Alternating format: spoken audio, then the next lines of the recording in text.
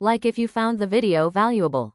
Every Sunday at exactly 4:15 p.m., Ava stood on platform 6 of Rosebridge Station. She never missed a week. Clad in her navy peacoat and red scarf, she carried a leather satchel filled with blank postcards and a vintage Leica camera that once belonged to her grandfather. She never boarded a train. Instead, she would snap a photo of the empty bench, of a rushing train, of a mother hugging her child goodbye, and scribble a message on the back of a postcard.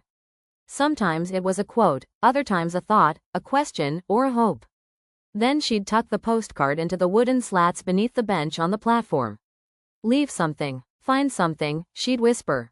Most people walked past her, earbuds in, eyes down. But Ava wasn't waiting for people. She was waiting for possibility. In a tiny Parisian bookstore called Le Poème Silencieux, Liam turned over an old postcard tucked into a second-hand novel. On the front, a black and white photo of a train conductor waving goodbye. On the back, what if the train you didn't take was the one meant for you? Platform 6, Rosebridge Station. It wasn't signed with a full name. Just A. And it wasn't addressed to anyone. But Liam felt like it was meant for him. He was a photographer, too. Or had been. He hadn't touched his camera in months.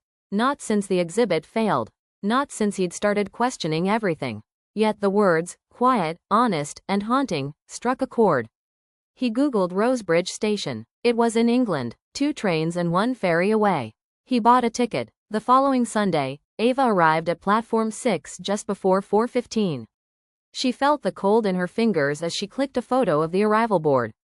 Then she sat on the bench, pulled out a new postcard, and paused. Someone was already sitting at the other end of the bench.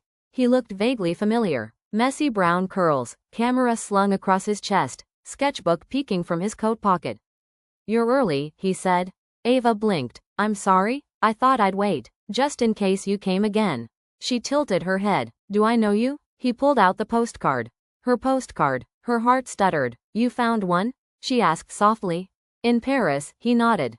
"In a book I wasn't supposed to buy. But I did. And then I read your words and wondered, what if I was meant to find it?" Ava smiled. "You weren't supposed to find it. But maybe you needed to." They sat in a silence that was strangely comfortable. The 4:15 train rumbled in the distance. "I'm Liam," he said. "And I used to be a photographer." "I'm Ava," she replied.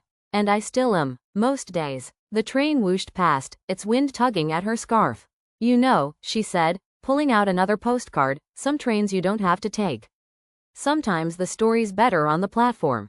Liam smiled. "Or sitting next to you on a bench." That Sunday, no postcard was left beneath the bench. Because sometimes, the connection isn't made through paper and ink. Sometimes, it's made eye to eye.